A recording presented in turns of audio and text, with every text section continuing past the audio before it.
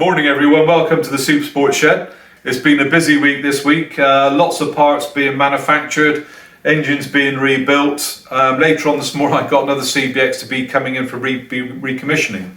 I've been manufacturing a lot of stuff today. I'm going to insert a little bit on the thrust washers on the alternator. So these are the plastic thrust washers, they're out of stock at the moment. I'm manufacturing those today. But a lot more stuff's come in today, so we've now, for the first time, got the metal thrust washers that are coming in.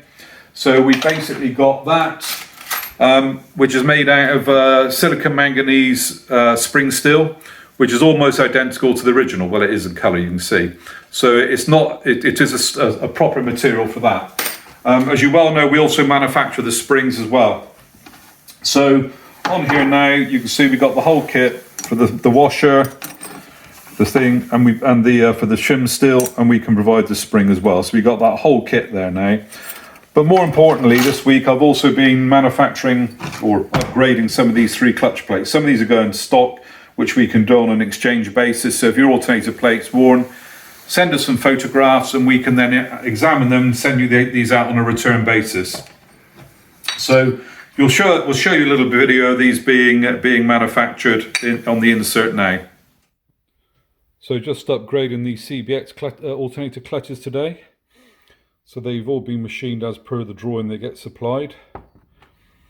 And basically I've now put on the adhesive on here with a knife. It's just like spreading Marmite, for those of you who know it around the world, or Vegemite in Australia. So just use a knife and put a very, very thin layer on it. And then what we'll do is we'll then clamp these together and put them in the oven and bake them for 45 minutes at 190 degrees centigrade. I think that's about 450 Fahrenheit from the top of my head, but anyway, there we go. So that's what's happening in the shed this morning. I'll do a little bit more video once I've clamped them together. So I've now left these plates here for around about 10 minutes just to air cure, and then I've put it on the A plate here that's been machined. Just give it a small twist to let the adhesive twist around the A plate so you get for proper coverage. And then very simply, you just take a B plate, like so. This is 12mm studding here. Line it up in the centre, the washer like so.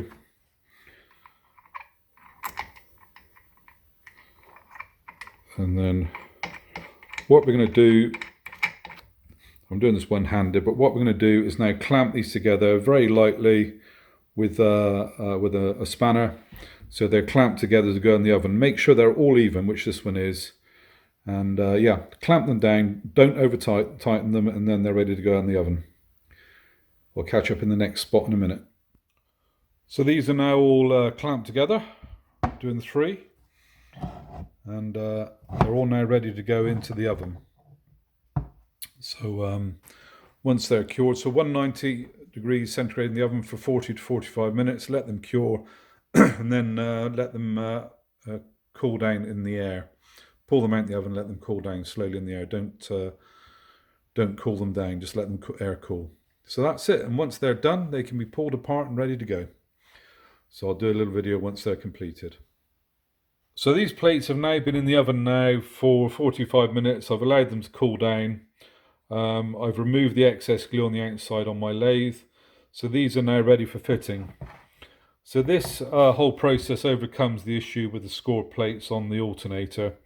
I don't recommend upgrading new plates or plates that are part worn, only on plates that are badly scored. So these were badly scored, they're done now and they're ready for refitting. So basically these plates now will outlast me and other owners for the next generation. But the nice thing is when they do wear out, they can be machined off and replaced. So another step forward for sorting one of the design problems out on the CBX. Anyway, we'll catch up soon. Oh, PS, you can buy these on the Supersport Shed and the link will be put up. So if you want to buy these kits and have the facilities to machine these yourself, please feel free to do so. Okay, so that's the clutch plates, and you'll see the insert on the plastic thrust washers.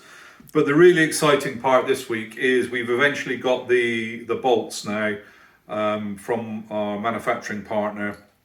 These are the exhaust hanger bolts that are always missing because they always put on a 6 into 1, and these bolts are thrown away. So these are now available, and this is the rear carrier bolt that supports the mud guard and holds the carrier on the rear carrier, and the rear light holder. So these are the long bolts that go in.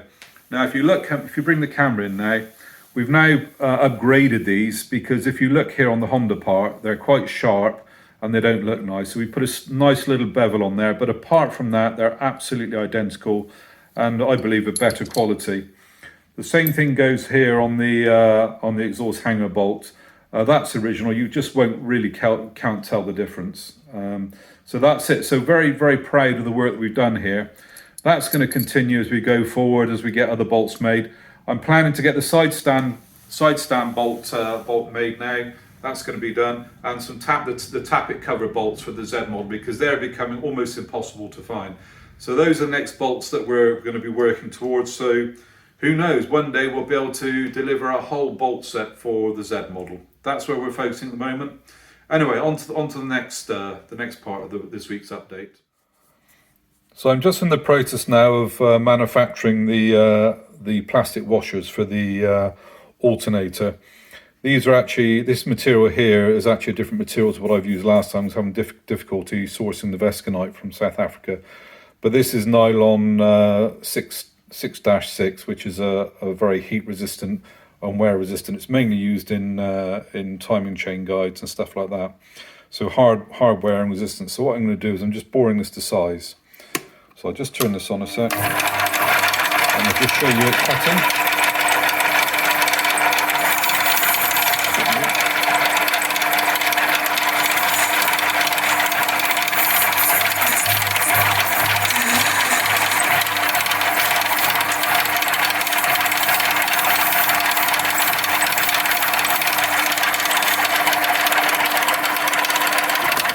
So once I've bored this to size, I'll part these washers off, and then they'll be finished, ready to go in stock. But just to show you, this stuff is actually made in-house. A lot of it's made in-house, so it's made outside. But anyway, I thought you just might be interested in these being machined.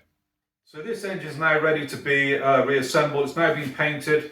Some of you will have seen that the lugs are broken off here. These were blown off, and that's one of the reasons the customer bought it in. So this lug and this lug here has been welded.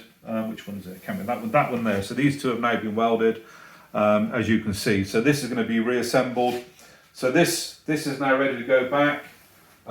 Today I'm going to be rebuilding the alternator. That's one of the reasons I put the new clutch, rebuilt the clutch plates so they can go back in, because they were worn. So this will be completely rebuilt with a new spring, a new steel washer, a new plastic washer, and that'll be ready to go with the upgraded clutch plate.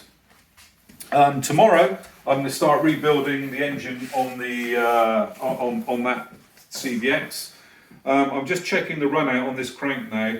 I checked this last night, and it's actually running out by 0.07 of a millimetre, which is, I think the maximum is basically 0.05, but you've got to half it. So you can have 0.1, but 0.5 is basically the run out on the circumference. So this is just within tolerance. I'm going to set the main bearing oil clearances on this at around about 45 microns because of the run out. But just interestingly enough, I do find that most CBX cranks do run out by around about 0.04 to 0.06. So this is at the higher end, but it's fine. You can't get replacement cranks, so we're going to have to make do on that. The other thing that we're going to be doing today is rebuilding the starter. We again hold those starter packs in stock if you look on the online shop. And also I've already replaced the grommet on here as well. So we also supply the grommet on the online shop.